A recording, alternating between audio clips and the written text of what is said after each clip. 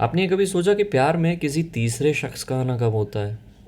जब उन दो लोगों के बीच या तो इमोशनल या फिर फिजिकल दूरियां होती है, या फिर ऐसा होता है कि यार ये इंसान है पर फिर भी नहीं है, तब ऐसा होता है। सिमरन की ज़िंदगी में बिल्कुल ऐसा ही हाल था।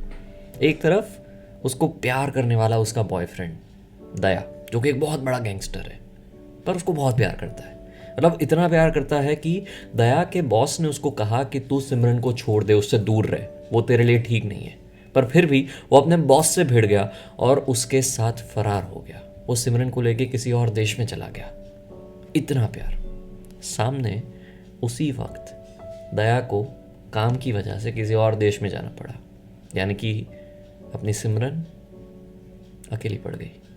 इस हाल में उसको पनाह मिलती है आकाश के साथ, जो पहले एक अजनबी था, फिर एक दोस्त बना, फिर धीरे धीरे दोनों के बीच में प्यार पनपने लगा। यानी कि दया की नामौजूदगी ने कहीं ना कहीं सिमरन के दिल में आकाश के नाम की जगह बना ली थी।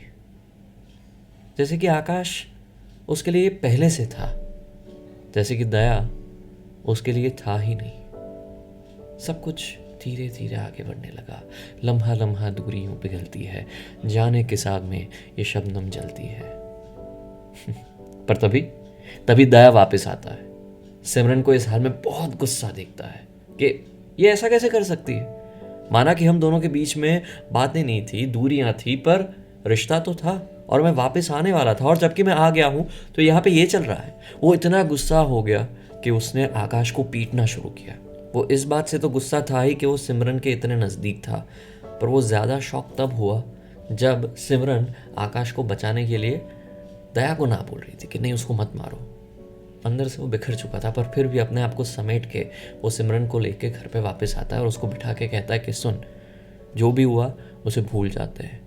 मैं अपनी गैंगस्टर वाली ज़िंदगी को वापस छोड़ के आ गया हूँ। मुझे वो ज़िंदगी नहीं जीनी है, मुझे तुम्हारे साथ जीना है, एक नॉर्मल सी ज़िंदगी जीनी है। मैं तुम्हें खुशियाँ देना चाहता हूँ, तुम्हारे साथ रहना चाहता हूँ। क्या तुम मेरा साथ निभाओगी? और उसके साथ उसको सडनली वो भी सीन याद आता है कि वो आकाश के काफ़ी नज़दीक थी, तो उसने ये भी कहा कि हाँ, अगर तुम्हें आकाश के साथ भी रहना है तो भी कोई हर्ज नहीं है। तुम्हें क्या चाहिए वो मुझे बताओ। यू नो, दया का ऐसा approach, it's like free fall. और ये तभी आता है जब इंसान ज़िंदगी में सब कुछ छोड़ छाड़ के नए सिरे से शुरुआत करना चाहता है, या फिर अपने आप को न्यौछावर करके उस साथी के साथ अपना प्यार निभाना चाहता है। तभी ये मुमकिन है, वरना नहीं है। दया बदल चुका था। अब इंतज़ार था सिमरन के जवाब का। सिमरन कहीं ना कहीं आकाश से प्यार करने लगी थी, पर वो कहीं ना कहीं अपने पुराने प्यार को, यानी कि दया को भी एक मौका देना चाहती थी। पर वो क्या करे, वो जवाब दे उससे पहले सडनली उन पे गैंगस्टर्स का अटैक हो जाता है और दोनों को वहाँ से भाग निकलना पड़ता है। अब वो ऐसी जगह पे पहुँच गए हैं जहाँ पे एक छोटा सा घर है, बिस्तर नहीं है, चटाई है, और खाना बिल्कुल सादा सा। ऐसी जिंदगी सडनली शुरू हो गई। सिमरन अभी भी असमंजस में है कि वो क्या करूं। उसको भी प्यार करती हूँ, इसको भी, मतलब मैं क्या करूं। मैं ये भी देख रही हूँ कि ये दया अब वो पुरानी जिंदगी छोड़ के बहुत ही नॉर्मल सी लाइफ जी रहा है, इतना ट्राई कर रहा है, सब कुछ करने का ट्राई कर रहा है, बट दूसरी तरफ आकाश भी तो है। मैं क्या करूं। एक दफ़ा ऐसा भी वक्त आता है जब दया हल्की सी पर बहुत ही मरी सी मुस्कान के साथ, पर होपफुल आंखों के साथ सिमरन के सामने देखता है। वो होता है ना कि आप आंखों आंखों में बातें करते हो, it's like a partner thing. ना बोल के भी बहुत कुछ बोलना, ना पूछ के भी बहुत कुछ पूछना, वो आंखें बहुत कुछ कहती है।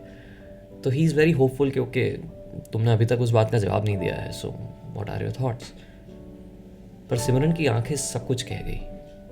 उसने आंखें झुका ली, पर वो उस तरह से झुकाई थी जिसमें उसने जवाब ना दे के भी उसको ना कह दिया।